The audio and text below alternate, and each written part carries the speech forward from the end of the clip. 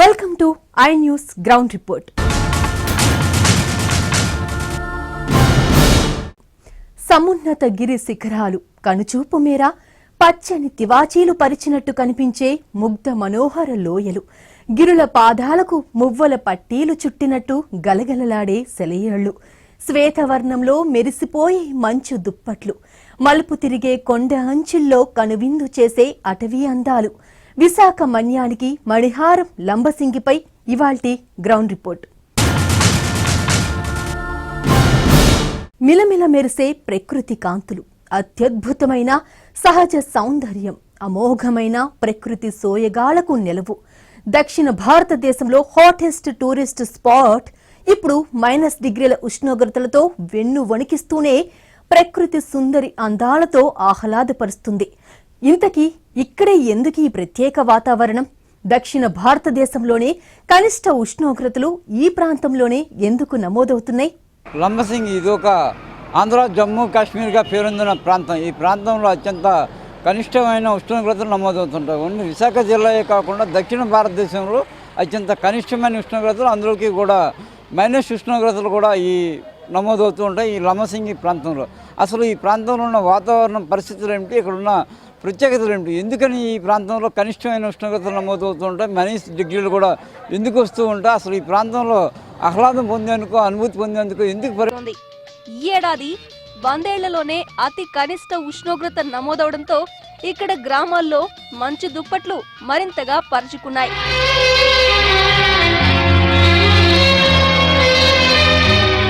విశాఖ జిల్లా చింతపల్లి మండలం సమీపంలోని లంబసింగికి వెళ్తున్న కొద్దీ మలుపు మలుపులో తిప్పుకోలేనంత శోభాయమానమైన సొగసు చూపరుల కళ్లను కట్టిపడేస్తోంది.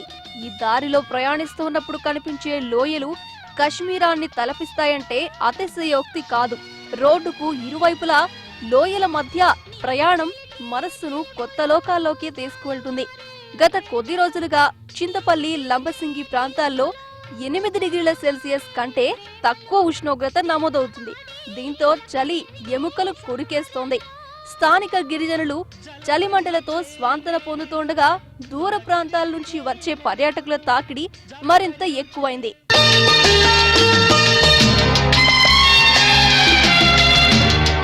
లంబసింగి మంచు అందాలను ఆస్వాదిస్తూ పర్యాటకులు పరవశించిపోతున్నారు. అయితే ఇంతకీ లంబసింగిలో ఎందుకు అంత తక్కువ ఉష్ణోగ్రతలు నమోదవుతున్నాయన్నది అందరికీ ఆసక్తికరంగానే మారింది. దీనికి చాలా బలమైన శాస్త్రీయమైన కారణాలున్నాయి. లంబసింగి ప్రాంతం సముద్ర మట్టానికి సుమారు 3600 అడుగుల ఎత్తులో ఉంటుంది. అంటే మన భూభాగానికి చాలా ఎత్తులో ఉంటుంది. వీటికి తోడుగా లంబసింగి చుట్టూ కూడా అత్యంత ఎత్తైన కొండలు, కోనలు, వీటి చుట్టూ సెలయేళ్లు, వాటికి ఆనుకొని పచ్చని ప్రకృతి పరుచుకుని ఉంటుంది. ఈ కారణం చేతనే అత్యల్పంగా ఉష్ణోగ్రతలు నమోదవుతూ ఉంటాయని వాతావరణ నిపుణులు విశ్లేషిస్తున్నారు. సిపట్నం దగ్గరలోనే 30 మినిట్స్ జర్నీలోనే ఉన్న సెకండ్ డ్యూటీని ఇప్పటివరకు మిస్ అవుతున్నాం. చాలా మంచి లొకేషన్, ఫ్రెండ్స్, ఫ్యామిలీస్ రిఫ్రెష్ అవ్వడానికి దగ్గరలోనే కొండపల్లి వాటర్ ఫాల్స్ కూడా ఉన్నాయి. ఇవన్నీ ఎక్సలెంట్గా బాగుంది. ఇది అసలు ఇటువంటి ప్రకృతిని ప్రతి ఒక్కరు చిన్నపిల్లల నుంచి పెద్దవాళ్ళ వరకు కూడా ఎంజాయ్ చేసి ఇది పర్యావరణ కేంద్రంగా ఏర్పరిస్తే చాలా గవర్నమెంట్కి బాగుంటుంది, ప్రజలకు కూడా మంచి సౌకర్యాలు దొరుకుతాయి. దక్షిణాదిలో అతి శీతల ప్రాంతంగా, ఆంధ్ర కాశ్మీర్గా ప్రత్యేక గుర్తింపు పొందిన లంబసింగికి సంబంధించి ఒక సంచలన వాస్తవం వెలుగు చూస్తుంది. పైగా ఆ నిజం కూడా లంబసింగిలో నమోదవుతున్న ఉష్ణోగ్రతల గురించే కావడం గమనార్హం. లంబసింగిలో 0 టెంపరేచర్ నమోదు నిజం కాదా? అసలు లంబసింగిలో ఎప్పుడు 0 డిగ్రీల ఉష్ణోగ్రతలు నమోదు కాలేదా అంటే వినడానికి విచిత్రంగా ఉన్న ఒక విషయం మాత్రం వాస్తవం.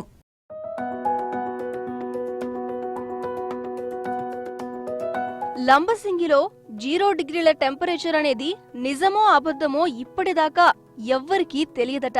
ఎందుకంటే అలా లంబసింగి ఉష్ణోగ్రతల గురించి అధికారికంగా ప్రకటించే వాతావరణ సంస్థ ఏదీ లేదట. ప్రకృతి అందాలకు సంబంధించి లంబసింగి గురించి చేసే వర్ణనలంతా 100కి 100 పాళ్ళు నిజమే. కానీ ఒకే ఒక్క విషయం, అది లంబసింగికి ప్రత్యేక గుర్తింపు తెచ్చిన ఆ విషయం మాత్రం అబద్ధమని చెప్పలేరు. కానీ అలాగని నిజమని చెప్పలేముట. ఇంతకీ ఆ విషయం ఏమిటంటే లంబసింగిలో ఉష్ణోగ్రత 0 డిగ్రీల టెంపరేచర్ కు పడిపోవడం గురించే. అసలు లంబసింగిలో ఇప్పటిదాకా ఎప్పుడైనా 0 డిగ్రీల ఉష్ణోగ్రత నమోదైందో లేదో ఎవ్వరూ అధికారికంగా చెప్పలేదట. అంతేకాదు ఇప్పటి వరకు ఉన్న వాతావరణ వ్యవస్థ ప్రకారం అలా చెప్పడం కూడా సాధ్యం కాదట. ఎందుకంటే లంబసింగికి సంబంధించి టెంపరేచర్ నమోదు చేసే అధికార సంస్థ గాని వ్యవస్థ గాని ఏమీ ఇక్కడ లేవట.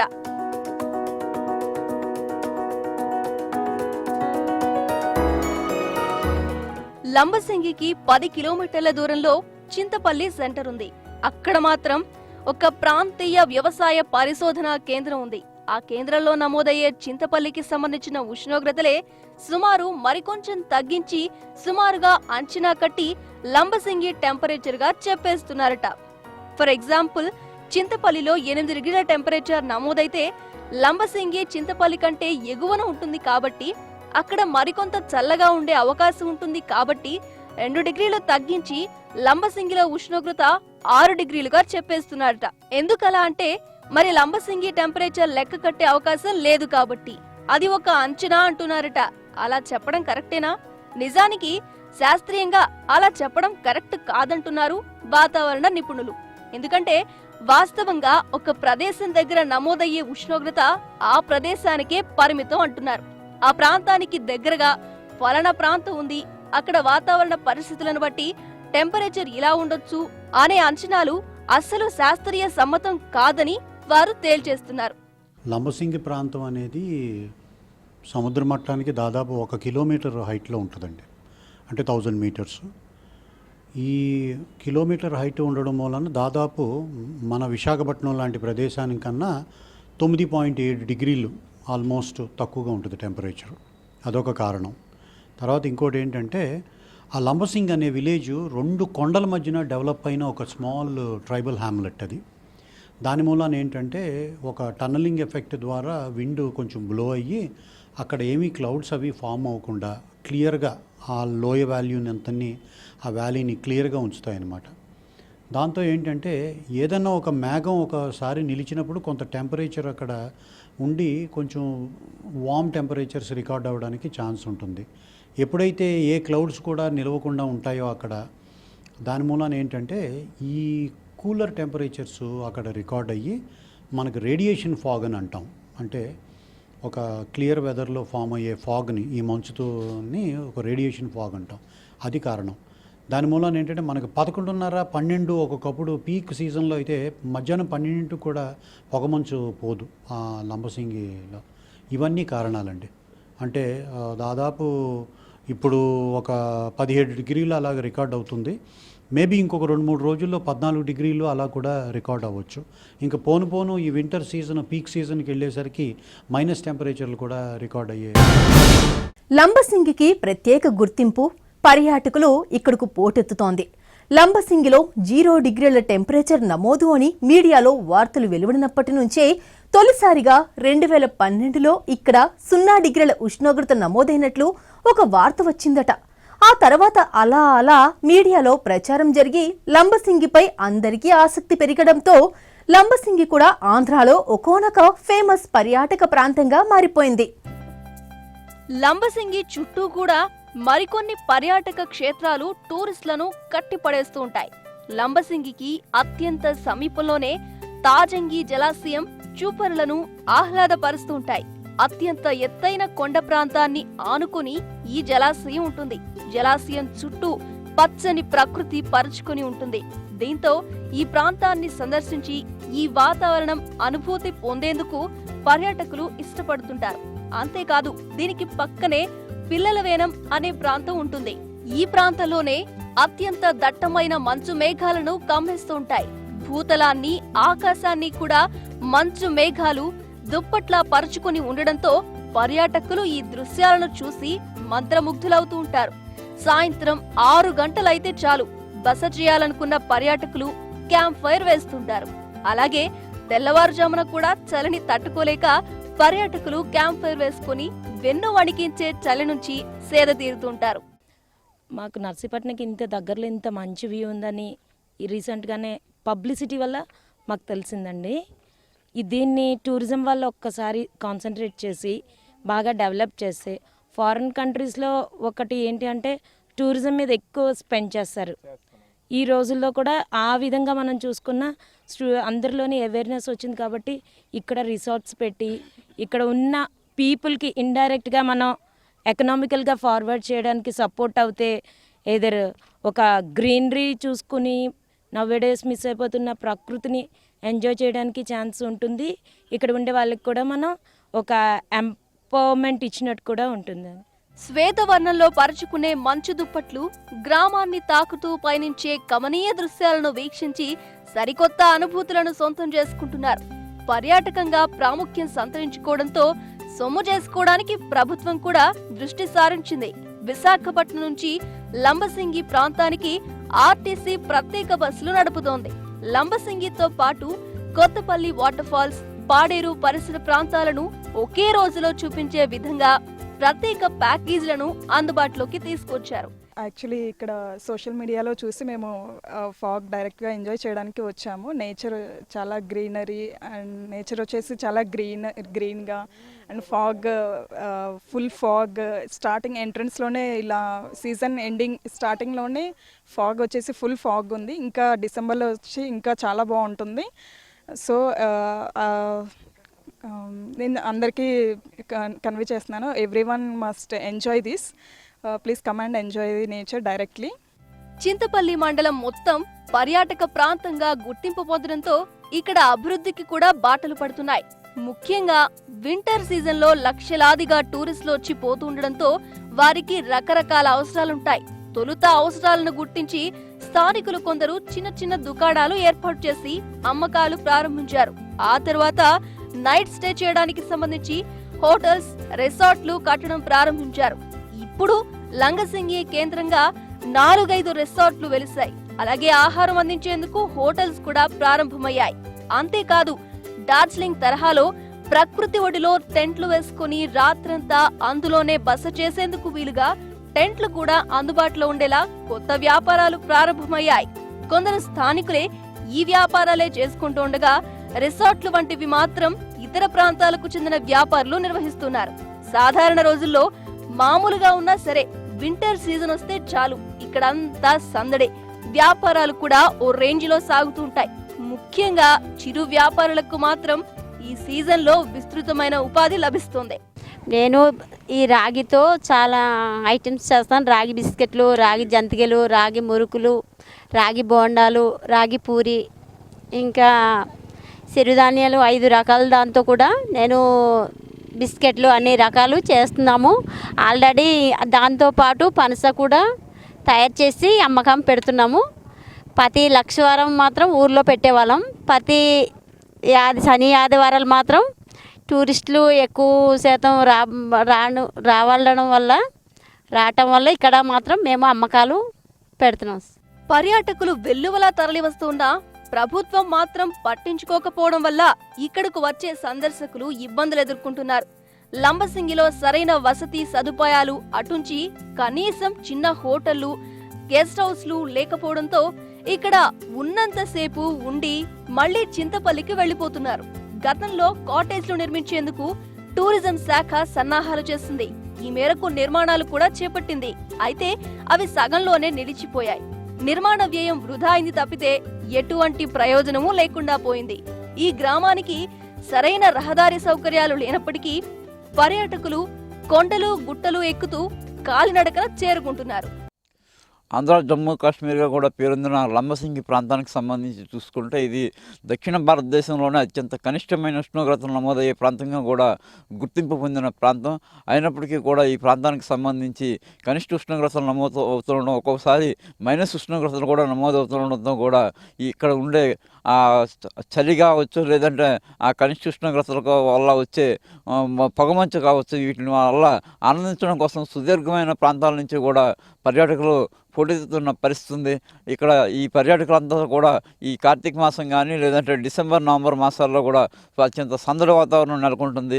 ఈ ప్రాంతంలో ఉండే ఈ చలిని ఈ పొగమంచుని ఆనందించి అలాగే ఎంజాయ్ చేయడానికి వచ్చే పర్యాటకుల సంఖ్య ప్రతి ఏటా పెరుగుతున్నప్పటికీ కూడా ప్రభుత్వం కనీస వసతులు కల్పిస్తే బాగుంటుందనే అభిప్రాయం పలువురు పర్యాటకులు వ్యక్తమవుతుంది. దీనికి సంబంధించి మనతో మాట్లాడేందుకు కొంతమంది పర్యాటకులు ఉన్నారు, వాళ్ళతో మాట్లాడదాం. చెప్పండి, ఎక్కడి నుంచి వచ్చారు? లంబసింగి కోసం మీకు ఎలా తెలుసు? హైదరాబాద్ నుంచి వచ్చామండి. యాక్చువల్గా మా ఫ్రెండ్స్ వీళ్ళందరూ కూడా చాలామంది ఆంధ్ర ఊటీ అనో లేదా ఆంధ్ర కాశ్మీర్ అనో మంచి ఫాగ్ అంత బాగుంటుంది, మంచు చాలా బాగుంటుంది నవంబర్ డిసెంబర్ నెలలో అని చెప్తున్నారు. సో అది ఎంజాయ్ చేద్దామని వచ్చామండి హైదరాబాద్ నుంచి. No we are enjoying this climate with complete atmosphere with snow and all. Now it is fine sir. అంటే వాళ్ళు చెప్పిన దానికి కూడా ఆల్మోస్ట్ ఇంచుమించు అలాగే we are enjoying. And it's the best place to enjoy with the family, friends and my kids and all. So చాలా బాగా enjoy చేసా. ఓన్లీ థింగ్ ఈజ్ ఇక్కడ ఏంటంటే కొన్ని ఎమ్యూనిటీస్ యాక్చువల్గా కూడా ఇట్లాంటి టూరిస్ట్ ప్లేసెస్ మనకు ఉన్నంత we must very proud to have such a place. ఇలాంటి ప్లేసెస్ కొంచెం గవర్నమెంట్ ట్రాన్స్పోర్టేషన్ కానీ గవర్నమెంట్ ఏమైనా అకామిడేషన్స్ కానీ ఇలాంటి ఇంకా ఇక్కడ చుట్టుపక్కల టూరిస్ట్ స్పాట్స్ ఏమైనా ఐడెంటిఫై చేసి కొంచెం డెవలప్ చేస్తే ఇంకా బాగుంటుంది సార్. ఎందుకంటే ఇక్కడికి వచ్చిన వాళ్ళు ఓన్లీ మంచు చూడాలి, ఈవినింగ్ వచ్చేస్తాం లేదా మార్నింగ్ వచ్చి వన్ డే మొత్తం ఇక్కడ స్టే చేయాలి. Instead of staying one day here completely for snow అని దానికంటే శుభ్రంగా చుట్టుపక్కల డెవలప్మెంట్ ప్లేసెస్ ఉంటే వాటికి కొంచెం టూరిజం వాళ్ళు ఇంట్రెస్ట్ తీసుకొని డెవలప్ చేస్తే అట్లీస్ట్ ఒక టూరిస్ట్ ప్లేస్ లాగా చాలా బాగుంటుంది మన ఏపీకి కూడా అనేది. So nice place to enjoy with family friends అండి. చాలా అంటే చాలా బాగుంది ఇక్కడ. ఇంత మంచి అన్నది మన దగ్గర అయితే చూడలేము కూడా యూజువల్గా ఇంత సీజన్లో. I think this is the one of the best place we can enjoy as for this AP and south is concern.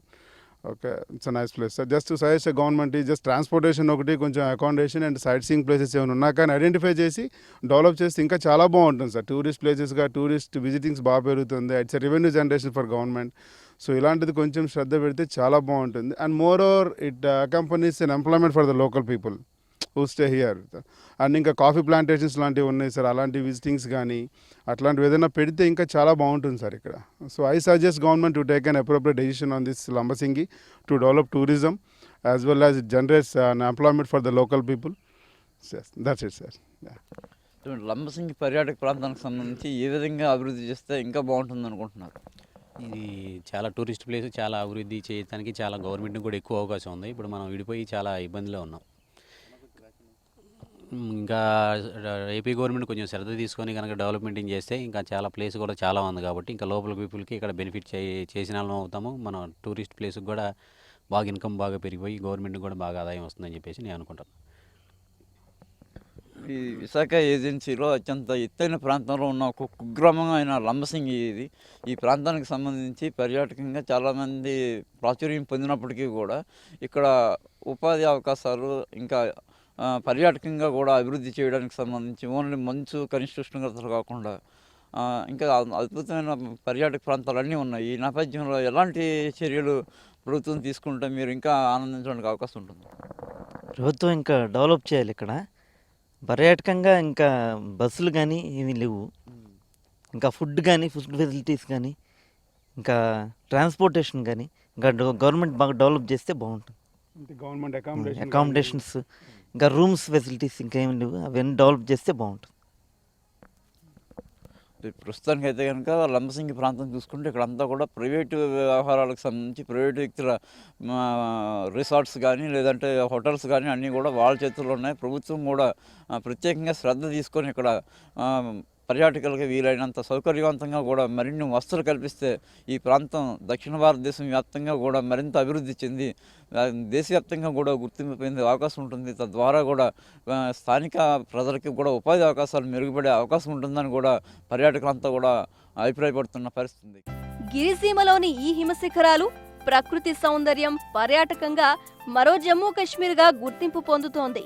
ఇప్పటికే లంబసింగికి దగ్గరగా ఉన్న అరకును ఆంధ్ర ఊటీగా పర్యాటకులు పిలుచుకుంటే ఈ లంబసింగిని ఆంధ్ర జమ్మూ కాశ్మీర్గా అభివర్ణిస్తూ పరవశించిపోతుంటారు.